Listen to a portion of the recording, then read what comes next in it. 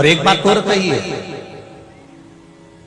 अगर कोई बड़ी बीमारी है, कोई बात आपको शंकर भगवान से कहना है, तो रविवार के दिन जब सूर्य को अर्घ देंगे तो वही कलश रख देंगे अर्घ दिया हुआ, फिर उसको आपको धोना नहीं है। दूसरे दिन सोमवार का दिन पड़ेगा, फिर जल भर लो उसी कलश में, सूर्य नारायण को अर्घ देकर वही कलश से वापिस जल भरकर शंकर जी के मंदिर में ले जाकर जल को चढ़ाना प्रारंभ कर दीजिए। आपको स्वयं बड़ी रोग, बड़ी बीमारी में भी आराम लगना प्रारंभ हो जाएगा। आप कहो सूर्य देव को, शिव पंचायत के सूर्य देव को जब हम जल समर्पित करते हैं, तब हमारे जीवन का सारा सुख, रोग मुक्ति, और सबसे मूल यही है कि रोग ना रहे शरीर में।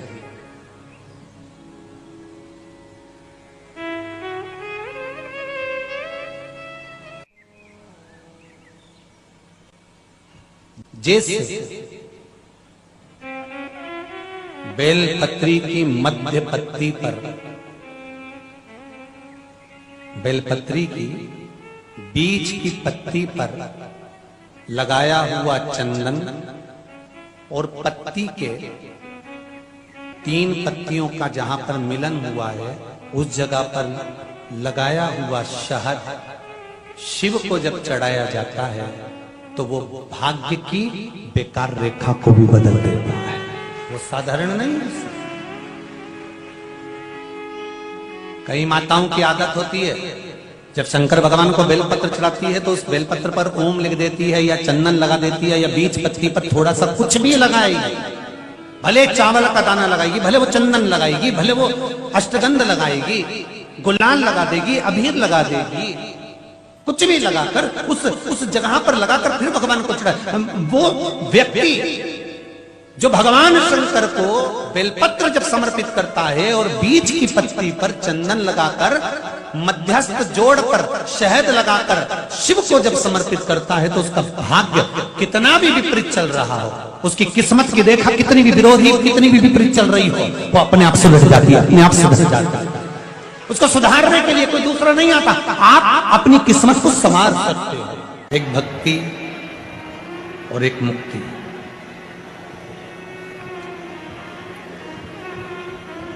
दो शब्द हैं।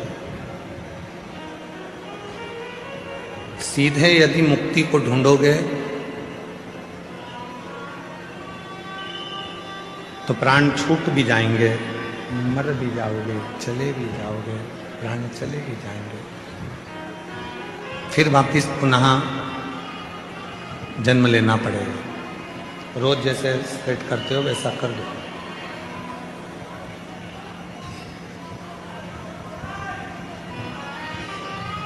सीधे मुक्त होना, प्राण चले गए, शरीर चला गया, फिर वापिस जन्म लिया और जन्म लेकर फिर इस संसार सागर में आ गए।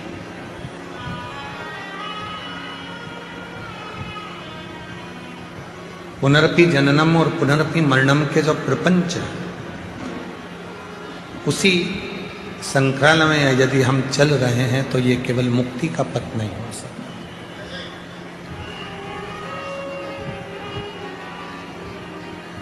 शिव महापुराण की कथा कहती है, जब व्यक्ति के जीवन में भक्ति बढ़ती है, भक्ति का प्रवेश होता है, और वो भक्ति इतनी अविरल हो जाती है, इतनी अविरल हो जाती है, तो परमात्मा को तुम्हें वापिस भेजना नहीं होता। परमात्मा आपको जब लेकर जाता है तो अपनी शरणागति में उसको रख लेता है, फिर वापिस नहीं हो सकता। बस भक्ति को बढ़ाना है, भक्ति को बढ़ा दो। ये चल रहा है ये वाले, जितना भक्ति बढ़ेगी उतना सुख पाओ।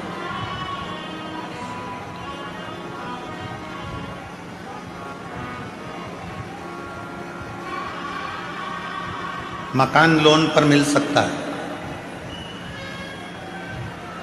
जमीन लोन पर मिल सकती है, गाड़ी लोन पर मिल सकती है, फ्रिज लोन पर मिल सकता है, वॉशिंग मशीन भी लोन पर मिल सकती है, सोना और चांदी भी लोन पर मिल सकता है।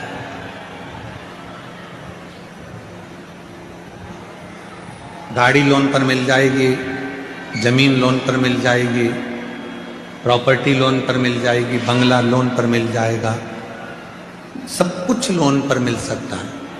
पर एक भक्ति और दूसरी मुक्ति, ये कभी लोन पर नहीं मिलती। ये दोनों लोन पर नहीं मिलेगी, ना भक्ति लोन पर मिलेगी, ना मुक्ति लोन पर मिलेगी। दोनों में लोन नहीं मिलती। अपने को खुद स्वयं के प्रबलता से, स्वयं के भाव से भक्ति को प्रकट करना। और मैंने तेरे ही भरोसे। स्वयं उमा ने, माता उमा ने भगवान महेश से पूछा था। जिन भगवान महेश की संतति में आज भी महेश्वरी समाज को माना जाता है, उन्हीं उमा महेश संवाद करते हैं।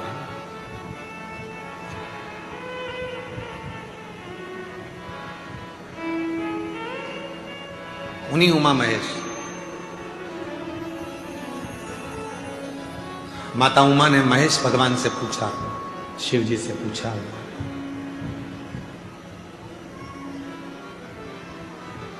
आपकी और हमारी जो संतति होगी, आपका और हमारा जो वंश बढ़ेगा, जरा ध्यान देना इस प्रसंग पर। सब अपने व्यापार में, सब अपने व्यवसाय में, सब अपनी नौकरी में, सर्विस में व्यस्त हो जाएंगे कलिकाल में।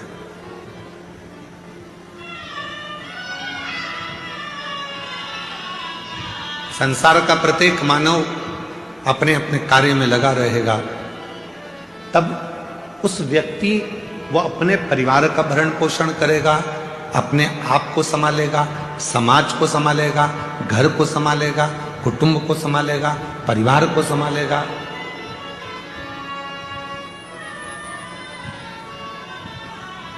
हो सकता है वो आपको भूल जाए, हो सकता है वो आपका स्मरण ना कर पाए, तब आप उस जीव को मुक्त कैसे करेंगे, उसके कार्य को सफलता कैसे देंगे, उसको फलित कैसे करेंगे। भगवान महेश ने मां उमा को जो कहा वो आपकी जिंदगी में उतार कर रखना।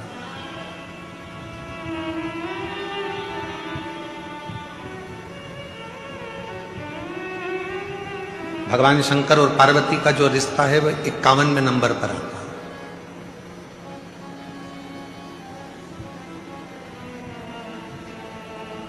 माता सती और शिव जी का जो विवाह है वो 49वें नंबर का।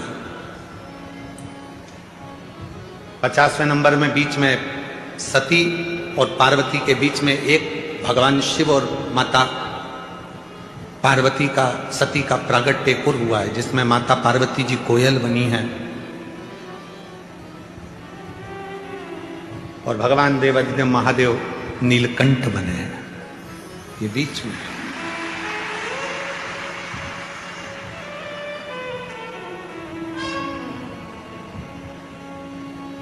39वां नंबर है उमा महेश भगवान का संवाद। और उन संवादों में माता पार्वती जी ने पूछा कि जीव को मान लो तुम्हें भूल गया, तुम्हारा स्मरण नहीं कर पाया, तुम्हारा भजन नहीं कर पाया, तुम्हारे मंदिर तक भी नहीं पहुंच पाया, तुम्हें भूल गया, तुम्हारे मंदिर तक भी नहीं पहुंचा, तो उसकी गति कैसे होगी, उसकी मुक्ति, उसका कार्य सिद्ध कैसे होगा, उसको सफलता कैसे मिलेगी। तो जो भगवान महेश ने मां उमा को कहा, संपूर्ण जगत के लोगों को याद रखना चाहिए। भगवान महेश कहते हैं, उमा, संसार का मनुष्य यदि मुझे भूल भी गया कोई बात नहीं, मुझे भजना भी भूल गया, मेरा नाम भी भूल गया, मुझे नहीं भज पाया, मेरी औलाद, मेरी संतान यदि मुझे नहीं भज पाई, किसी के गले में अगर रुद्राक्ष पड़ा होगा या किसी के मस्तक पर तिलक लगा होगा, भस्म लगी होगी, त्रिपुंड लगा होगा, चंदन लगा होगा, कुंकू लगा होगा, या उसके गले में यदि रुद्राक्ष पड़ा होगा और ऐसा व्यक्ति भी उसके सामने से निकल कर चला जाएगा और उस रुद्राक्ष पहने हुए व्यक्ति का, बच्चे का, बूढ़े का, महिला का, पुरुष का, किसी का भी दर्शन अगर उस व्यक्ति को भी हो गया तो जितना फल रुद्राक्ष पहनने वाले को मिलेगा उसका दर्शन करने वाले को भी उतना ही फल प्राप्त होगा, उतना ही फल प्राप्त हो जाए। बटकेश्वर महादेव एक नाम शंकर जी का ऐसा है जो व्यक्ति के कर्जे को समाप्त कर, कर्जा करने के बाद व्यक्ति सोचता है मेरा कर्जा नहीं चूक रहा, बहुत ज्यादा टेंशन में चलता है। पैसा अगर कर्जा तुमने लिया है तो चुकाओगे भी तुम, तो फिर टेंशन करने की जरूरत क्या है?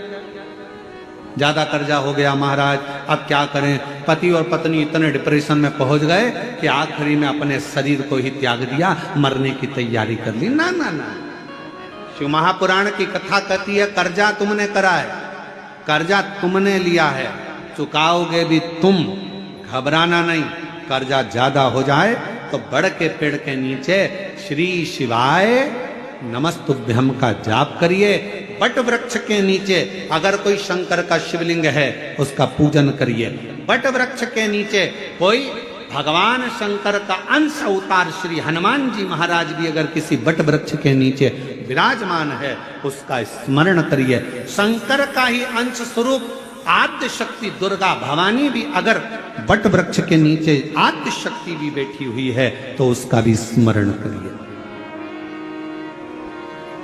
बट वृक्ष के नीचे कोई देवता अगर विराजमान है उसका पूजन करिए, उसकी आराधना करिए, उसकी अर्चना करिए, उसका फल आपको मिलेगा, कर्जे से मुक्ति होगी।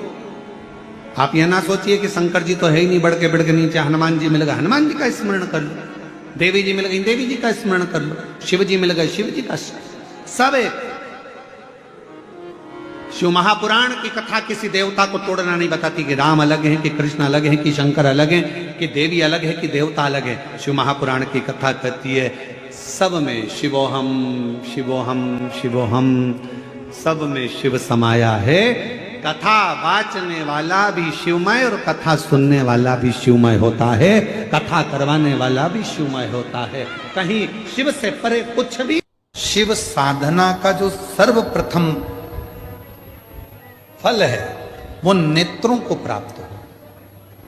इसलिए जो श्री शिवाय नमस्तुभ्यम जपता है, पंचाक्षर मंत्र नमः शिवाय जपता है, या षडाक्षर मंत्र ओम नमः शिवाय जपता है, या शिवजी के मंदिर में जाकर एक लोटा जल चढ़ाता है, श्री शिवाय नमस्तुभ्यम का उच्चारण जो दिन भर में कम से कम 11 बार 21 बार भी अपनी जिह्वा से कर लेता है तो कहा उसके नेत्र सिद्ध होते चले जाते हैं, उसकी दृष्टि पड़ने से भी जीव का कल्याण हो जाए।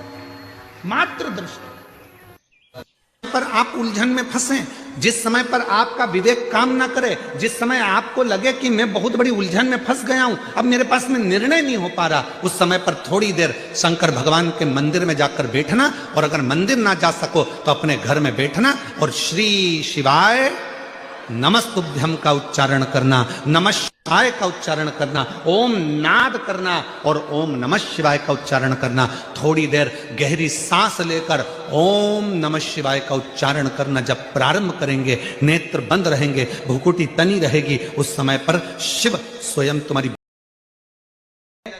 तो रख लेना, नहीं लगे तो जाते जाते कहीं कोई कुंड या तालाब मिले तो उसमें पटक देना। बात तो कहेंगे व्यासपीठ से, अच्छी लगे तो रखो। देवता कह रहे हैं चंद्रदेव वर्चा को, आपके पुत्र को आप मृत्युलोक में भेजो जनहित के कल्याण के लिए। जब राष्ट्र हित की बात आए, जनहित की बात आए, धर्म की बात आए, सनातनियों की बात आए, देव और धर्म की बात आए, तो हर माता पिता को चाहिए कि बच्चों को सबसे पहली सीख ये दी जाए कि धर्म का जब मामला हो, सनातनियों का जब मामला हो, जब राष्ट्र सेवा का मामला हो, तो सामने जाकर खड़े हो जाओ, आगे जाकर खड़े हो जाओ। यह हर एक बच्चे को सीख देना चाहिए।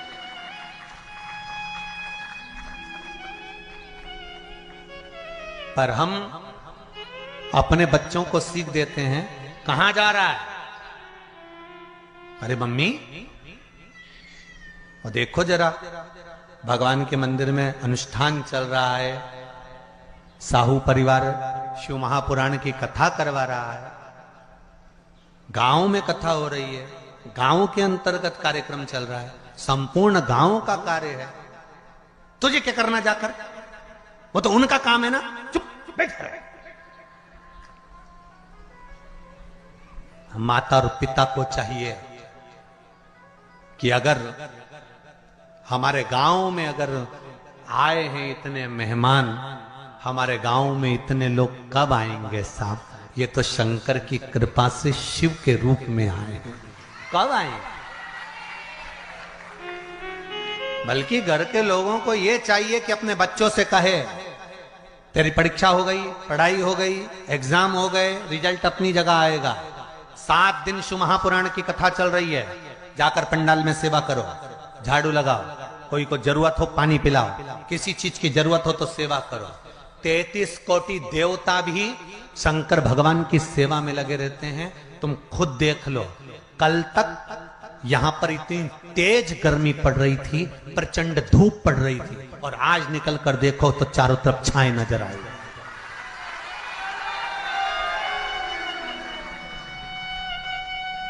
और बहुत सुंदर चरित्र है महाराज जी। जिसके पास में धन नहीं हो, जिसके पास में पैसा नहीं हो, दौलत नहीं हो, बहुत गरीब हो आप, आपके पास में संपदा नहीं है, कोई काम धंधा नहीं चल रहा, मेहनत करते रहना, कर्म के पीछे लगे रहे, पैसा धेला कुछ भी नहीं है ना, एक काम करते रहना, क्या? शंकर जी के मंदिर में जाकर शिव जी के मंदिर में झाड़ू लगाना, पोछा लगाना, शिवलिंग का अच्छे से स्नान कराना, शंकर भगवान की जो पत्ता पत्ती आसपास में मिल जाए वो तोड़ के श्रृंगार कर देना। 1 महीना, 2 महीना, 3 महीना करके तो देखो गरीबी कहां जाएगी आपको मालूम ही नहीं पड़ेगा। आप करो तो 3 महीने से ज्यादा नहीं करता, और इतना विश्वास के साथ कहता हूं, जिसने दिल से शिव महापुराण की कथा सुनी है, दिल से, चित्त से, वृत्ति से, मन से शंकर की कथा सुनी है, 3 महीना बहुत दूर की बात है साहब, वो तो तुरंत देने को तैयार बैठा है, तुम भजो तो। शंकर भगवान ने कहा, यदि कोई आपको अर्घ देता है, समझ लेना जरा अच्छे से, कोई आपको अर्घ देता है, कोई आपको जल चढ़ाता है, सूर्य देव, और आप शिव पंचायत में विराजमान हो, तो ये आपका फर्ज है। धर्म में जुड़े हुए व्यक्ति को धर्म तक लेकर जाना, ये धर्म वाले व्यक्ति का फर्ज है।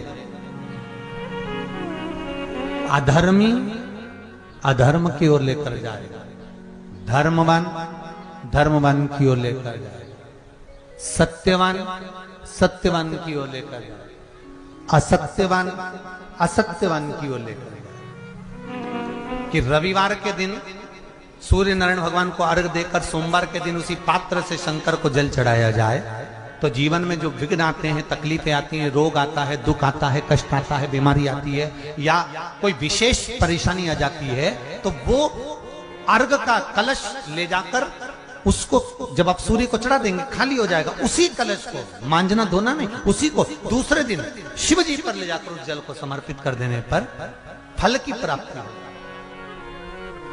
महाराज आर्गिक कलश, तुम्हारी कोई विशेष समस्या है, कोई नहीं सुलझा रहा, अदालत तक में केस चल रहा है, तकलीफ बढ़ रही है, कहीं राह नहीं मिल रही, कोई सूझ नहीं रही रहा, तब 5 बेलपत्र लेकर 1 लोटा जल लेकर शिव मंदिर चले जाओ, शंकर के ऊपर 1-1 बेलपत्र, 1-1 पंचायत के सदस्य का नाम लेकर चढ़ाओ, 1 लोटा जल बाद में शिव को समर्पित कर दो, श्री शिवाय नमस्तुभ्यं कहकर, और कह दो कि अब ये सब तुम्हें सुलझाना है, मन से कहना, दिखावे से नहीं, दिल से कहना, मेरे बाबा को सुलझा देगा। 3 महीने भी नहीं लगेंगे।